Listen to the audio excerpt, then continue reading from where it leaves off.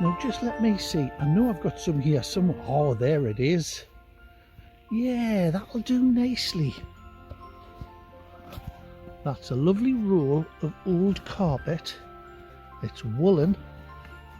There's no foam on the back. It's nice Hessian. Yeah, that'll do fine. Now I know what you're thinking. Just what is he going to do with a pile of old carpets in the garden? Well, let's go and have a look. I'll show you the mess I've made, but mind, I'm proud of it. Now I know this does look, or may look, a bit like a mess, but I just wanted to show you really what I've been doing here. So these are the old carpets that I've been lying on top of the weeds to mulch them out. And because I've had such strong winds, I've had to use a few pallets to just hold them down. So with a good sharp craft knife, I've decided against circles because they're too hard to cut. So I'm just literally slicing through the carpet, as you can see. 2 good cuts that way, a couple of good cuts that way, missing out the string if I can, and then out it comes nearly. I'll edit this out later so it looks like I'm really professional. Okay, now if you think that that hole's not big enough to dig, you can always just nick the corners like that and kind of put little flanges in so it'll lift up if you want.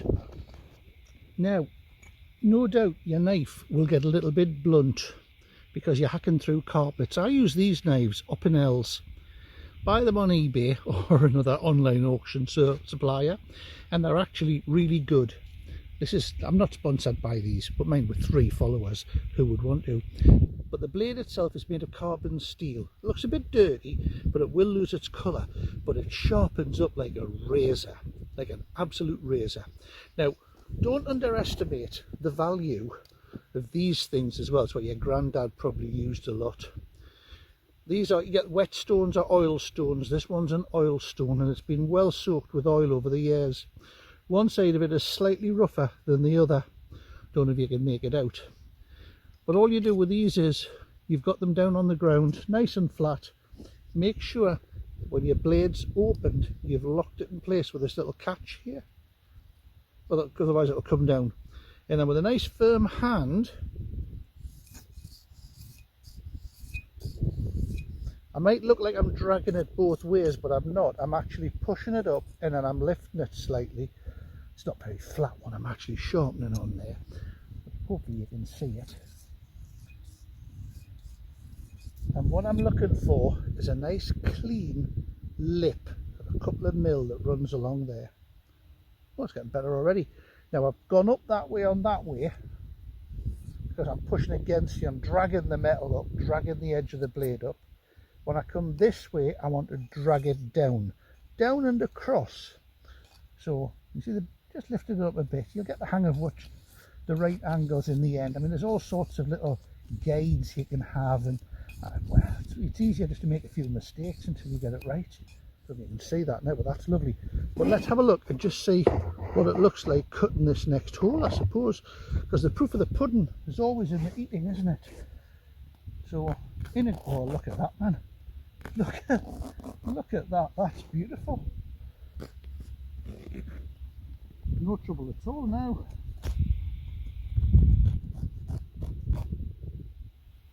Keep your knife sharp, keep it clean. And another little tip is, before you put it away, put a couple of drops of old vegetable oil on. I use stuff from my frying pan or my chip pan. A couple of drops, rub it in with a cloth, keeps the rust away. Fold it up, put your lock on again, stick it in your pocket. Okay, well, that's left me with a pair of very sore knees. But nevertheless, the holes are all in now. They're about 3 or 4 inches square, not round. I did try doing one round one, it was a waste of time. It looked a bit like a melted Malteser that had fallen downstairs. So anyway, I thought I'd just let you see what we're doing here. I think you might just be able to see it. We'll see. So what we've got here is the hole down here. I'm going to zoom you in because you don't need to see me, but I think you do need to see what's going on here. So let's just have a look at that, and then a bit of that.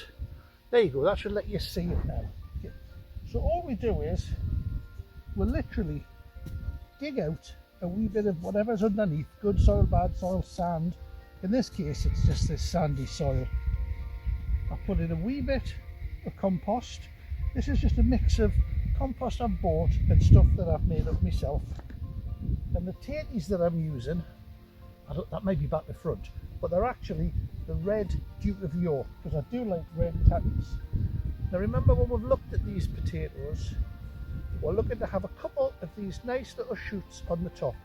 When you put them in, plant them up over, not down over, because you just snap them off.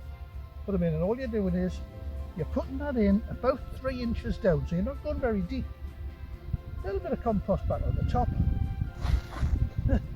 I know that people think I'm a lazy gardener, but you know what? Anything, if anything, easier than that for planting a potato. There you go. Now that wasn't so hard, was it? You're only planting a few inches down, because remember, these tatties throw roots down, not up.